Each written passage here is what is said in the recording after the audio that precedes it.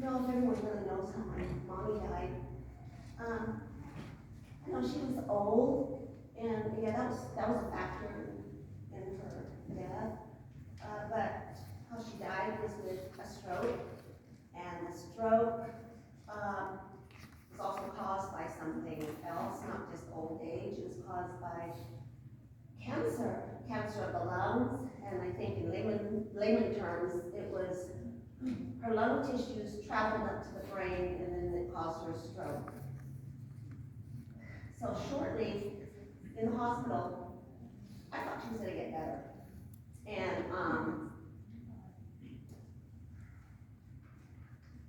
she progressively got worse, and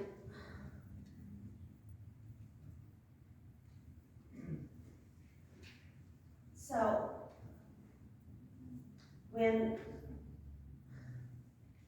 during this whole time, I thought she was going to get better, but she just started to decline. And during this whole process, it was like she was giving us a chance to, it was like, it was a long goodbye. It happened just a month ago, a little bit over a month ago, the end of September, when she was in, the end of August, when she went into ER, and when she wanted to go home. She didn't want to be revived. What's that called? Where you don't. Yeah, I'm glad you guys are listening. Thanks. So during this whole time, in this slow her decline, I got to see all the people I took for granted. I didn't realize I had two good sisters. One is Alma, my brother's wife, and the other one is Jackie, my nephew's mother. And I saw them take care of my mom. I was too busy at work because I just like to work. And they took care of my mom, they made sure she was clean. Jackie takes care of my dad currently, and she managed to take care of my mom. She got her friend to help. Her name is Christy.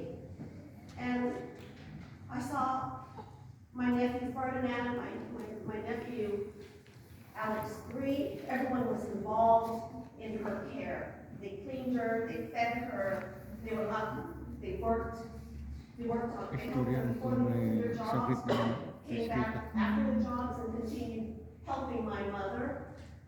My brother was also helping my father. My brother Dobie is helping my dad. So I see Jackie helping my brother Dobie help my dad. So it was a lot of sacrifice made, but when you love someone, it's no sacrifice. It's so natural to just love and give.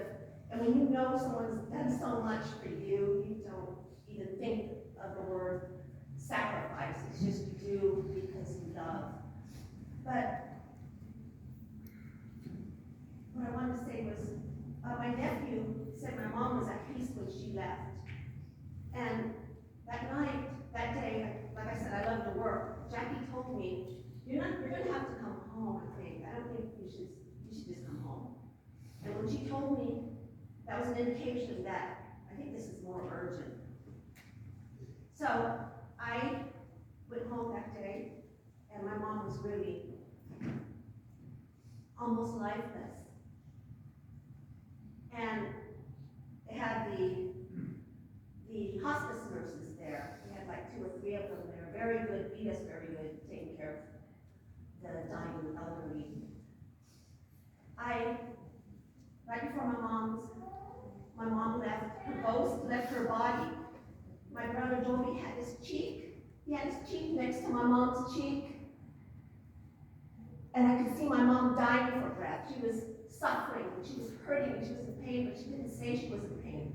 And she was trying to breathe, and I knew, oh God, she's suffering. She's like, she's suffering, we have to let her go. My brother Dobie had his cheek next to her cheek, and he says, last breath. My other brother, Andrew, had his hands wrapped around her legs, and my body was wrapped around her stomach. And I didn't want her to leave, but I knew I had a feeling it was on a receiver saying, Grandma, it's okay to go. My nephew, Alex, 3, says, it's okay, Grandma, you can just go. You don't have, Grandma, you don't have to suffer anymore. And the hospice nurse in the back of me says, you gotta let your mom go. She's waiting for something. Give her the word. My nephew says, go. It's okay, Grandma. We're okay, we're right here with you. My brother Andrew, the same verbatim, like he said a prayer, and it was like permission. We understand. I know we have to leave his mom.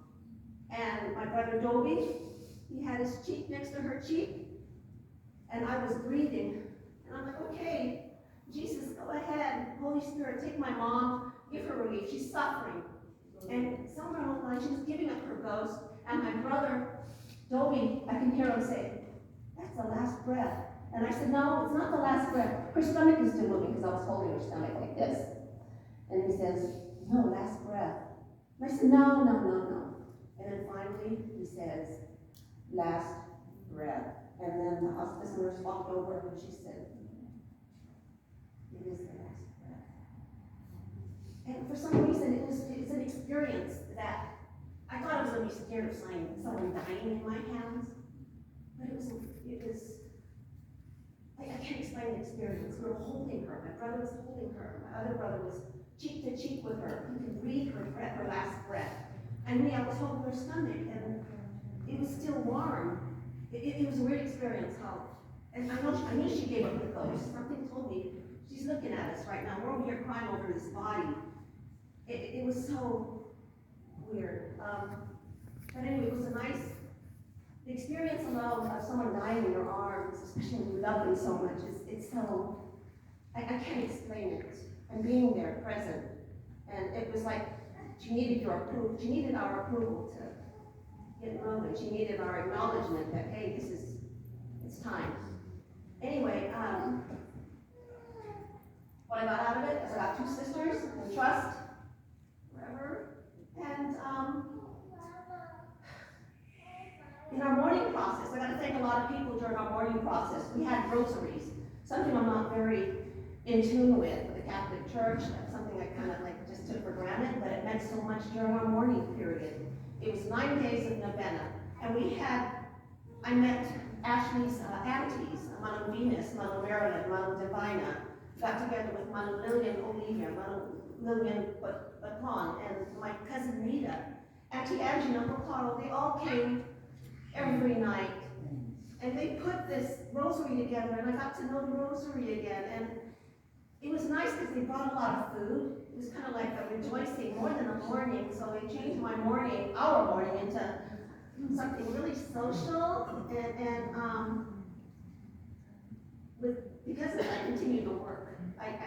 It was like, instead of me crying and mourning and not going to work the next day, I went to work the next day, because it was like therapy. That meditation of the rosary, it was like, I hate to put it that way, but I know it was spiritual, but it was still magic therapy. It helped me get by 9 full days.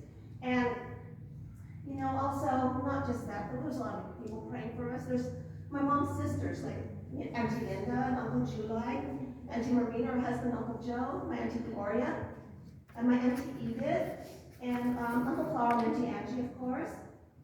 And Uncle Richard and Auntie Laura. There's a lot of people I can thank. Most of all, they're not here, like my Auntie Felly. I want to thank her for her prayers and for helping us out very much. Mama Murray and my dad, they're huge. They helped us a lot get through this. I know they're like behind the scenes, but they did a lot to help us with our mourning, our grieving process. And even today, even as I look at my dad right now, he's so sad. He misses my mom, but he doesn't. He's given in his own way. He's helping, and I can see it in my dad's heart that he loves my mom, and that's such a very important factor right now in my life. And then there's, of course, my boyfriend David. He helps me so much. I can tell you, I can't ask for a better honey than the boyfriend I have right now.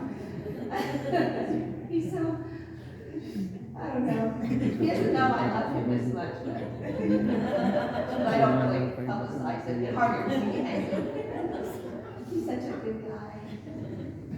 And my best friend Miriam, she's in Los Angeles. She's not here. There's a lot of people who aren't present, but that DVD is playing and they're watching it. So I have to mention their names here. So there's Howard and there's, I'm not forgetting anybody, but so we have a DVD running and I just hope I didn't forget anyone. So anyway, there's a lot of nice things I can say about my mother. I don't know if who else wants to come up here, but if no one else comes up here, I'm going to have another support staff who is one of my best friends. Her name is Anne Marie. She's a singer. She does a few gigs in town, and I've got her to sing religiously. She's real good at it, and she is going to express what my heart feels. I don't know, every time she sings, we've done other funerals, and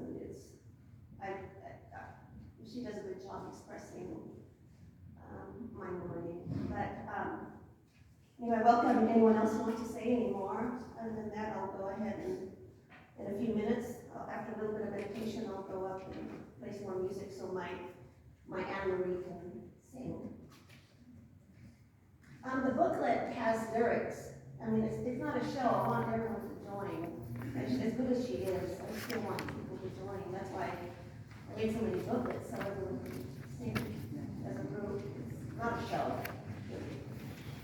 Thank you. Thanks for coming, everybody. I know it's a sacrifice if you're, like the pastor said, if you're a Logan, it just changes this whole world. This whole world has changed because of this Logan. And thank you for taking the risk of being out.